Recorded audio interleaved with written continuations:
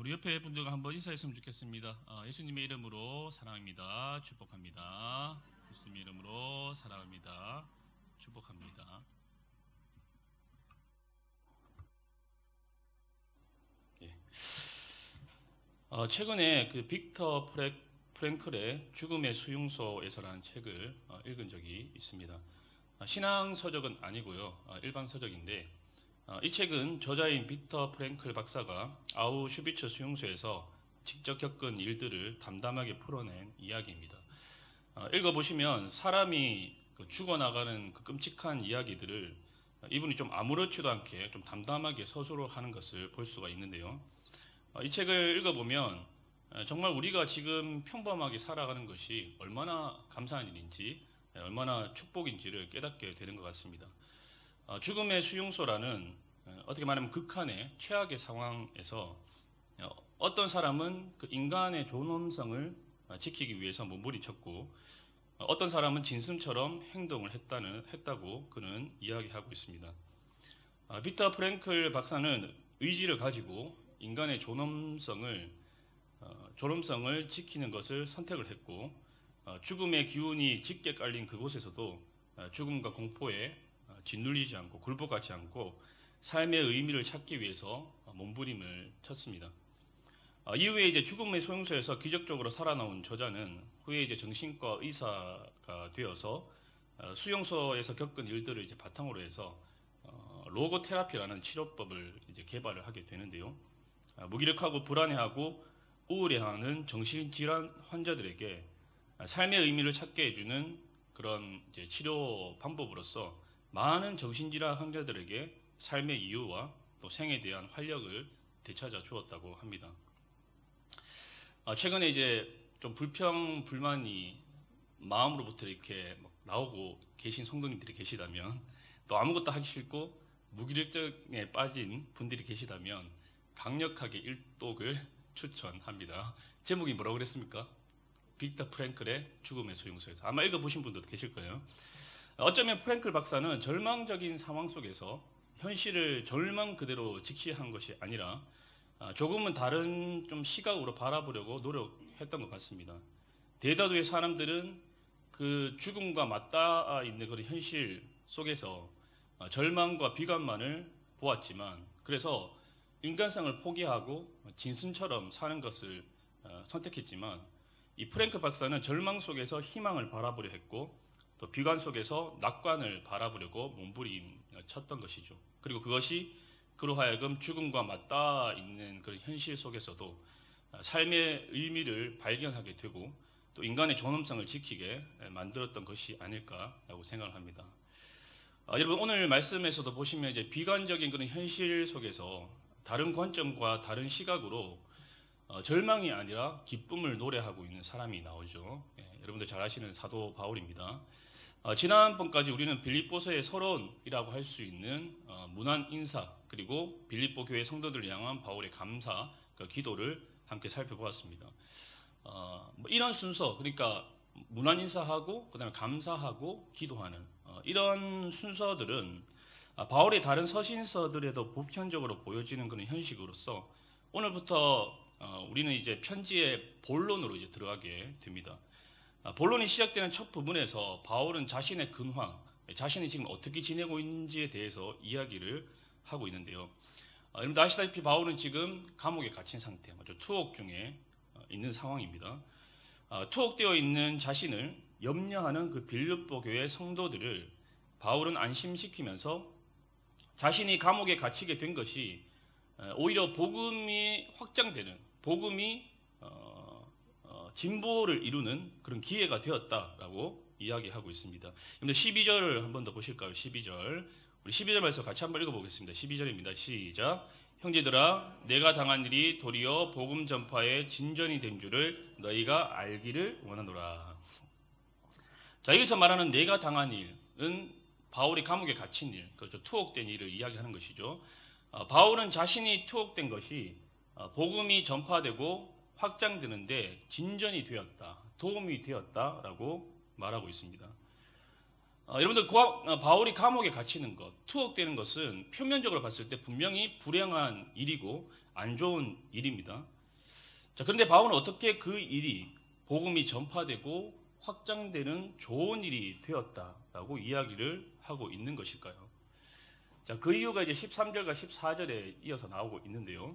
여러분들 먼저 13절에 보시면 이 바울의 매임, 바울의 가침이 모든 시위대 안과 그 밖의 모든 사람들에게 나타났다라고 말씀하고 있습니다. 여기서 말하는 시위대는 로마의 친위대, 황실 근위대를 말하는데요. 바울이 황제에게 재판을 의뢰해서는 이 황실 근위대가 친위대가 그를 가두고 보초를 서게 된 것이죠. 그런데 바울은 갇혀 있는 그 상황에서 이들 로마의 황실 근위대들에게 바로 복음을 전했던 것입니다. 여러분들 이 로마의 군인들 시위대는 황실 근위대는 사실 바울이 평소 같으면 거의 접할 수가 없는 사람들입니다. 그렇죠? 그런 부류의 사람들이에요. 그러니까 복음을 거의 전해 들을 수 없는 그런 사람들이 바로 이 군인들입니다. 그런데 바울이 감옥의 갇힘으로 통해서 이들에게도 복음이 전해지는 그런 은혜가 축복이 이루어지게 된 것이죠. 공개적으로는 재판석에서 바울이 이제 복음을 변증함을 통해서 복음을 그들이 듣게 되었을 것이고, 그렇죠. 우리가 사도행전에 보시면은 계속해서 바울이 재판을 받지 않습니까? 그 재판을 받으면서 아마 공개 석상에서 그들은 이제 어쩔 수 없이 바울이 전하는 복음을 들었을 것이고, 뿐만 아니라 바울은 갇혀 있는 그 상황에서 사적으로도 군인들에게 복음을 전했던 것 같습니다. 여러분들 복음 전파, 그리스도를 전파하는 일에 사로잡혀 있었던 바울을 우리가 생각해 보면 이건 너무나 자연스러운 일이죠. 그가 군인들 옆에 있는 군인들에게 뭐 무슨 말을 했겠습니까?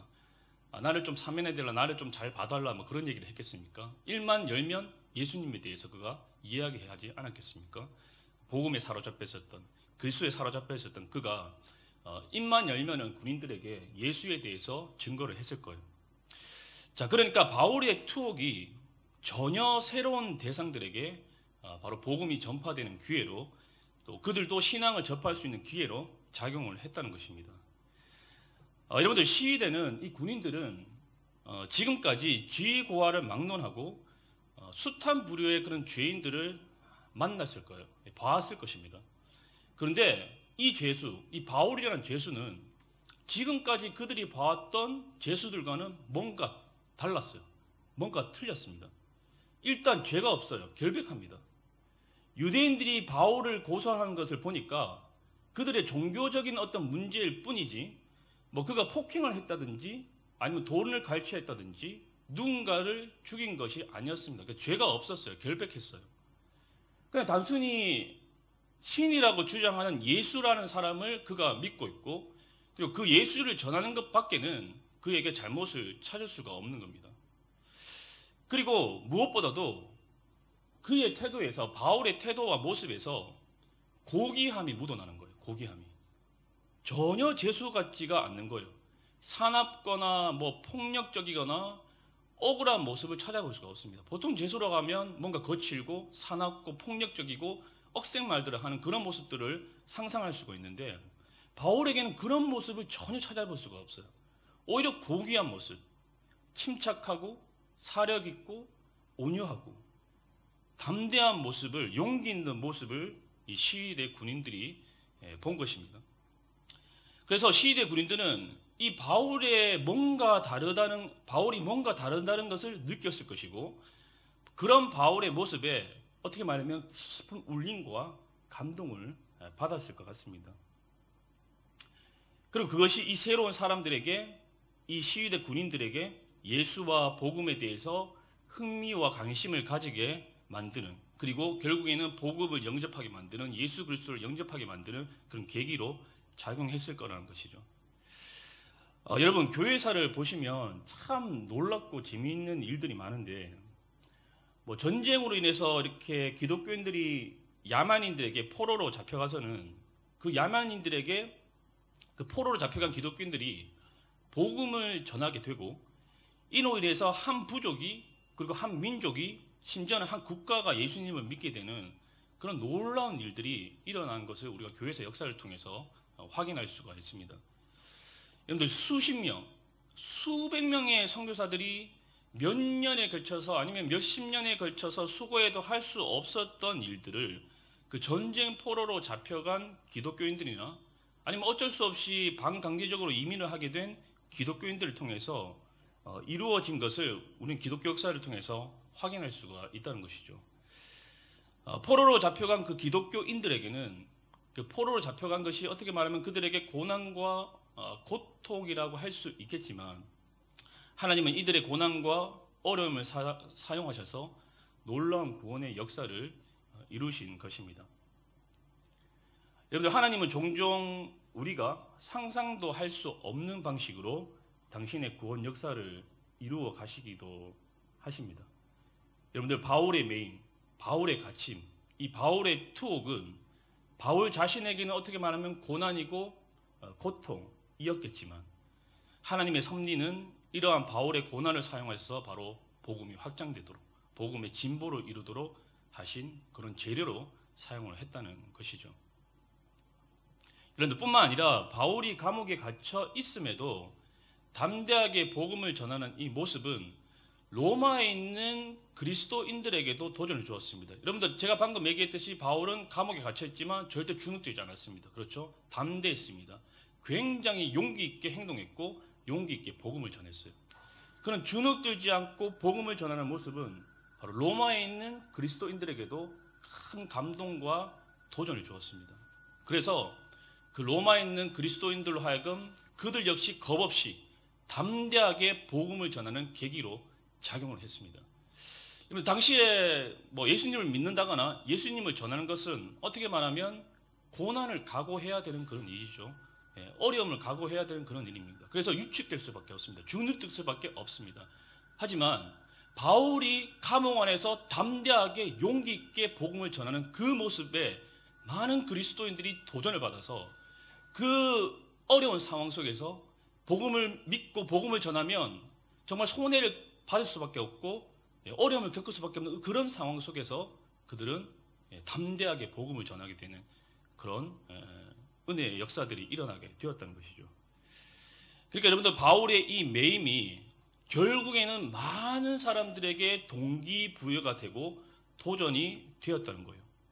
이로 인해서 많은 그리스도인들이 복음을 열심히 전하게 되는 효과를 가져다 주게 되었던 것입니다. 여러분, 만일 바울이 감옥에 갇히지 않았다면 어쩌면 바울 혼자서 아니면 바울을 비롯한 소수의 사람들만이 복음 전파에 힘을 쓰게 되었겠지만 이렇게 바울이 갇히게 됨으로써, 바울이 투옥하게 됨으로써 더 많은 사람들이 일어나서, 분연히 일어나서 복음 전파에 힘을 내는 아름다운 결과를 가져다 주었다는 것입니다. 여러분들, 우리나라에 최초로 들어오신 선교사님, 여러분들 이름 들어보셨을까요? 토마스 선교사님. 근데 저희 나라에 오시자마자 어떻게 되었습니까? 바로 순교 당하셨죠.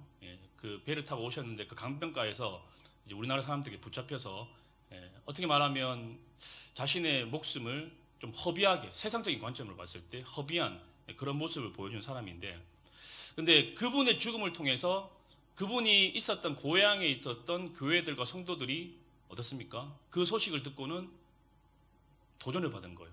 감동과 울림을 받은 겁니다. 그래서 많은 사람들이 우리 조선을 위해서, 우리나라를 위해서 기도를 하게 되었고, 그리고 많은 선교사들이 일어나게 만드는 그런 은혜의 결과들을 가져다 주었습니다. 여러분들 잘 아시는 짐 엘리엇 선교사님도 마찬가지죠. 짐 엘리엇 선교사님을 비롯한 5명의 이 젊은 에콰도르 선교사님들, 어떻게 말하면 그들의 죽음이 신문상에도 그렇게 나왔지 않습니까? 이 무슨 허비인가?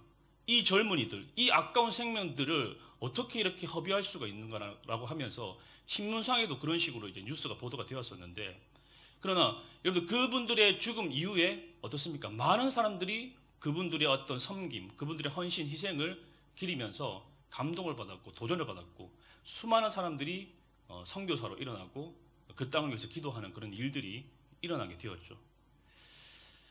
여러분들, 하나님은 바로 이들의 고난, 이들의 죽음, 이들의 희생을 통해 많은 기독교인들로 하여금 도전과 동기부여가 되도록 하셨고, 바로 더 많은 복음 전도자들이 일어나도록 만드는 계기가 되도록 하셨다는 것입니다. 여러분들은 어떻습니까? 여러분은 주변 사람들에게 신앙적으로 도전을 주는 사람인 것 같습니까? 신앙적으로 귀감이 되고 믿음의 선한 영향력을 주는 사람인 것 같습니까? 여러분, 나와 함께 있는 사람들이 아니면 내게 속한 사람들이 나를 만나면서 나와 교제를 하면서 어떻습니까? 나와 가깝게 지내면서 그분들이 하나님께로 더 가까이 나아오는 것 같습니까? 나 때문에, 나와 가깝게 지내는 것 때문에 그들에게 신앙적 열심이 생기고 신앙적 열심이 회복되고 나로 인해서 그들에게 영적 성장이 일어나는 것 같습니까? 여러분들, 제가 목사이지만 이 성도님들에게서 그리고 동력자들에게서 신앙적 도전을 받을 때가 참 많습니다. 목사라고 완성된 사람이 아니죠, 그렇죠? 목사라고 다 이룬 사람이 아닙니다, 그렇죠? 그래서 저도 사실 성도님들에게 그리고 동력자들에게 신앙적 도전을 받을 때가 참 많습니다. 목사보다 훌륭한 성도님들이 참 얼마나 많은지 몰라요. 목사를 부끄럽게 만드는 평신도 성도님들이 참 많은 것 같습니다. 여러분들이 그런 분이신 것 같습니다. 아멘이 아무도 안 나오시네요. 제가 처음에 5년 전에 6년 전에 이 교회 왔을 때 여러분들이 열심과 어떤 신앙적 열심과 신앙적 아름다운 모습들을 보면서 참 많은 도전을 받았었어요. 그래서 되게 참 훌륭하신 분들이다, 신앙적으로 되게 훌륭한 분이시다, 그런 부분들을 제가 많이 느꼈는데, 진짜 아부성 멘트가 아니고 실제로 느꼈던 부분이고, 그래서 저는 성도님들에게나 동력자들에게 신앙적으로 도전이 되는 모습이 보이면 그것을 좀 제 것으로 좀 만들려고 하는 그런 모습들이 좀 있습니다. 그분들의 아름다운 헌신과 희생, 그리고 훌륭한 신앙의 모습을 따라가려고 하고 닮아가려고 하는 그런 모습들이 제게 이제 조금 있다는 것이죠. 그래서 그런 신앙의 아름다운 모습들을 닮아가려고 할 때 주시는 은혜도 있고, 그러면서 신앙적으로도 더 업그레이드되고 더 성장해 왔던 것 같습니다. 여러분, 우리는 서로의 모습 속에서 예수님을 발견할 수 있습니다. 아멘이십니까? 예. 서로의 모습 속에서 예수님의 섬김, 예수님의 희생, 예수님의 용서, 예수님의 사랑을 우리는 발견할 수 있습니다. 그런 모습들이 우리 속에서 발견될 때가 있는데, 여러분들, 우리는 서로의 그런 모습을 보면서 어떻습니까? 서로에게 울림을 느끼고 도전을 받게 되는 것이죠. 물론 여러분들, 우리가 연약한 인간이기 때문에 믿음이나 성품에서 아름답지 못한 모습도 보이기도 합니다. 그러나 그런 모습들은 여러분들 사랑과 긍휼로 눈 감아 주시고 신앙적으로 귀감이 되는 모습, 여러분들에게 울림과 감동을 주는 서로의 모습에 여러분들 집중하면서 그 모습, 서로에게 나타나는 그 예수님의 모습, 예수님의 용서, 예수님의 믿음, 예수님의 헌신과 그 희생, 서로에게 발견되는 그 예수님의 모습을 우리가 보면서 닮아가려고 할 때에 어느새 우리는 예수님을 닮아있는 너와 나의 모습을 발견할 수 있을 거라고 생각합니다. 사랑하는 여러분, 여러분들 안에 있는 예수님의 모습이, 우리 주님의 그 섬김의 모습이, 희생의 모습이, 헌신의 모습이, 그 사랑의 모습이 하나님의 은혜로 여러분들 안에서 아름답게 발견되기를 주님으로 간절히 축복합니다. 아멘. 예. 그래서 저와 여러분이 서로에게 정말로 신앙적으로 귀감이 되고 울림과 도전을 주는 그런 사람들이 되었으면 좋겠습니다. 아멘. 자, 그러나 여러분 어떻습니까? 어딜 가든지 신앙적 도전을 주는 사람들을 보면서 순수하게 도전을 받고 열심히를 내는 사람들이 있지만, 또 반면에 시기심과 질투심으로 경쟁하듯이 열심을 내는 사람들도 있습니다.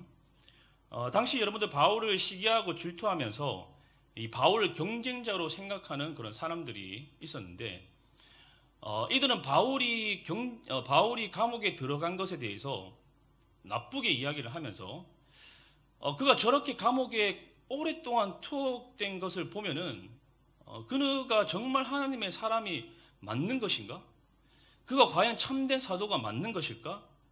이런 식으로 안 좋게 바울에 대해서 이야기를 하면서 자신들의 편을 만들기 위해 바울의 영향력을 약화시키고 자신들의 영향력을 확대할 그런 목적으로 바울과 경쟁하듯이 사람들에게 복음을 전하는 그런 부류들이 있었습니다. 여러분들 15절 후반절을 한번 보십시오. 15절 후반절을 보시면 이런 말씀이 나오죠. 어떤 이들은 투기와 분쟁으로, 그리고 17절에도 보시면 그들은 나의 매임에 괴로움을 더하게 할 줄로 생각하여 순수하지 못하게 다툼으로 그리스도를 전파하느니라.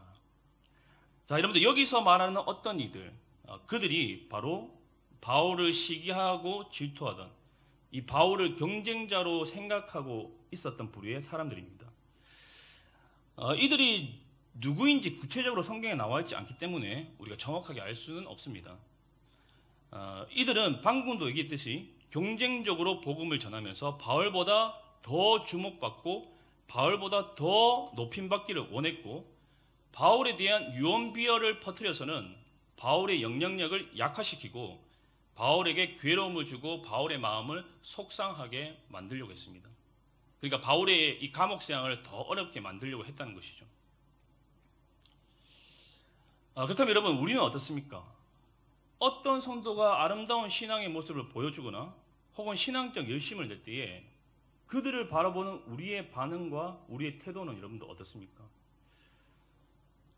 그들의 아름다운 신앙적 열심에 우리가 울림과 도전을 받아서 와, 훌륭하다, 멋지다, 나도 저 성도 닮고 싶다, 나도 저렇게 살고 싶다, 나도 좀 신앙의 열심을 좀 회복해야 되겠다, 이렇게 순수하게 여러분들 반응하는 편이십니까? 아니면 죄송하지만 베베 꼬인 마음으로 잘났어 정말 잘났어 정말, 얼마나 오래가나 보자, 나도 예전에 그랬어, 혼자 살판 났네, 이런 식으로 시기, 질투 아니면 베베 꼬인 마음으로 반응하는 편이십니까? 아니면 여러분들 경쟁심이 막 발동해서 그런 동기로 혹시 막 열심을 내지는 않으십니까? 한 교회 안에 성도들끼리, 그렇죠, 부서들끼리 이런 일들이 발생할 수도 있죠. 서로 이렇게 시기심에 의해서 경쟁하듯이 한 교회 안에서 성도들끼리, 부서들끼리 이렇게 사역을 할 수도 있습니다. 사랑하는 여러분, 우리는 경쟁자들이 아니죠. 우리는 동력자들이고 동료들이고 동지들입니다. 여러분, 옆에 분들 한번 보시면서 이렇게 좀 축복했으면 좋겠습니다. 당신은 나의 사랑하는 동력자입니다. 당신은 나의 사랑하는 동력자입니다. 한 번 더 한번 인사했으면 좋겠습니다. 당신은 나의 사랑하는 동지입니다. 당신은 나의 사랑하는, 혹시 적으로 보이시지 않으시죠? 그럼 큰일 납니다. 맞죠? 그럼 절대 안 됩니다. 적이 아닙니다. 동지입니다. 동지, 동료. 여기서 적은 없습니다. 적은 배후에서 역사하는 악한 마귀 사탄밖에 없습니다. 여기는 다 동지예요. 동료예요. 동력자예요. 힘을 합쳐야 됩니다. 협력해야 됩니다. 시기와 질투심으로, 경쟁심으로 사역을 우리가 이루어가면 안 된다는 것이죠. 근데 여러분들 안타깝지만 동력자를 경쟁자로 보는 경우가 비일비재하게 발생한다는 것이죠. 심지어 교회들끼리도 그런 경우가 많습니다. 그렇죠? 한국의 지역 교회들도 보시면 한 지역 안에 있는 교회들 중에서 규모가 약간 비슷한 교회들끼리 서로 경쟁하는 그런 경쟁심을 갖고 있는 그런 모습들이 보이기도 하는데, 한인 교회들이 조금 더 제가 봤을 때 심한 것 같습니다. 아무래도 여기가 좀 좁다 보니까 건너서 다 이제 교회들이 있다 보니까 이렇게 약간 경쟁 구도, 경쟁 관계가 이렇게 형성이 되는 것 같습니다. 하나님이 원하시는 모습은 아니죠. 근데 여러분들, 이 부분은 각 교회마다 정말로 복음 안에서 치유되어야 할 부분인 것 같습니다. 그렇죠, 여러분들. 복음은 우리에게 뭘 가져다 줍니까? 연합과 하나됨을 가져다 줍니다. 복음은 절대 갈등과 분열을 가져다 주지 않습니다. 경쟁을 가져다 주지 않습니다. 여러분들, 복음은 우리 교회 안에서 뿐만 아니라 다른 교회들과도 연합과 하나됨을 만들어내는 것이에요. 네 교회 내 교회 하면서 경쟁하는 것은 여러분들 죄송한 얘기지만 어쩌면 아직 복음을 제대로 이해하지 못하는 모습이라고 할 수 있습니다. 그런데 우리가 예수 그리스도 안에서 하나의 교회임을 잊지 말아야 됩니다. 아멘이십니까? 하나의 교회입니다. 이 안에도 마찬가지고 다른 교회들과의 관계 속에도 마찬가지고 절대로 경쟁 관계가 아닙니다. 예수 그리스도 안에서 하나의 교회입니다. 협력하고 동력하고 함께 하나님의 나라를 이루어 가야 할 교회들이라는 것입니다. 이번 유스코스타를 통해서 교회 연합과 하나됨이 저는 더욱 이루어지게 되기를 소망하면서 기도하고 있습니다. 제가 이제 여기 와서 중고등부를 처음 맡다 보니까 유스코스타를 처음 이제 참석을 하게 되는데, 중보기도도 제가 처음 지금 순회기도라고 하죠. 오늘 우리 교회에서 오후 1시에 이제 진행이 되는데, 이 중보기도 모임을 하면서 제가 느꼈던 것은 진짜 교회들이 이렇게 연합해가지고 함께 모여서 한 마음으로 기도하는 것이 정말 얼마나 아름다운지, 얼마나 보기 좋은지, 하나님께서도 굉장히 아름답게 생각하실 것 같아요. 너무너무 좋았습니다. 저는 한인교회들이 더욱더 많이 연합하고 협력하고 동역하게 되기를 소망합니다. 여러분들 서로 도와야 됩니다. 교회들끼리는요, 경쟁이 아니라 서로 도와야 됩니다. 특별히 상대적으로 더 큰 교회들이 작은 교회들을 섬겨야 되는 것이죠. 호치민에 있는 교회들이 따로따로 각계정토하면서 시기심과 질투심으로 경쟁하는 관계를 벗어날 때, 이것을 극복하게 될 때에 정말로 저는 이 땅에 진정한 부흥의 불길이 일어나게 될 것을 믿습니다. 아멘이십니까? 이것을 극복하게 될 때 저는 이 땅에 진정한 부흥이 임할 거라고 소망합니다. 그렇게 믿습니다. 여러분들 기도해 주시기 바랍니다. 자, 우리는 오늘 말씀을 통해서 바울이 삶을 살아내는 초점과 관점이 어디에 있는가를 보게 됩니다. 여러분들, 바울의 관점은 철저하게 하나님 중심이고 그리스도 중심이고 복음 중심입니다. 사실 바울은 투옥되어 있는 상황에서 자신의 어려운 처지와 상황들을 빌립보 교회들 성도들에게 막 주저리 이야기할 수 있었습니다. 자신을 위해 기도해달라, 자신의 노임을 위해서, 자신의 석방을 위해서, 그리고 자신의 안전을 위해서 기도해달라, 이런 기도를 그가 빌립보 성도들에게 부탁할 수도 있었습니다. 여러분, 사람들은 보통 자신의 환경과 생각에 붙잡혀 있기 때문에 대부분은 대화 내용이 자신의 문제나 환경에 집중될 수밖에 없어요. 그러나 여러분들 어떻습니까? 바울의 초점은 자신의 어려운 상황이나 고통스러운 환경이 아니었습니다. 여러분들, 만약에 바울이 자기 중심적 관점에서 자신의 상황을 바라보았다면 어쩌면 바울은 자신의 현실을 비관했을지도 모릅니다. 여러분들, 하지만 바울은 하나님과 그리스도 그리고 복음에 초점을 맞춰서 자신의 전 인생을 해석하고 받아들였습니다. 그리스도와 복음의 관점에서 자신이 처한 현실을 바라보니까 어떻습니까? 자신이 처한 그 감옥에 갇혀 있는 것이, 투옥된 것이 오히려 잘된 일이다라는 것이 깨달아졌던 것이죠. 여러분, 왜 그렇습니까? 방금도 우리가 나눴듯이 자신의 그 매임이, 자신의 가침이 바로 하나님 나라의 진보를, 복음의 진보를 가져다 주었기 때문입니다. 여러분들, 바울은 갇혔지만 복음은 갇히지 않았습니다. 하나님의 말씀은 갇히지 않았습니다. 오히려 바울이 꼼짝없이 갇힘으로 인해서 복음은 더욱더 활발하게 전파되었던 것이죠. 바울은 모든 것을 자기 중심적으로 보고 해석하기보다는 그리스도의 중심으로 보고 그리스도 중심으로 보고 해석하는 사람이었던 것입니다.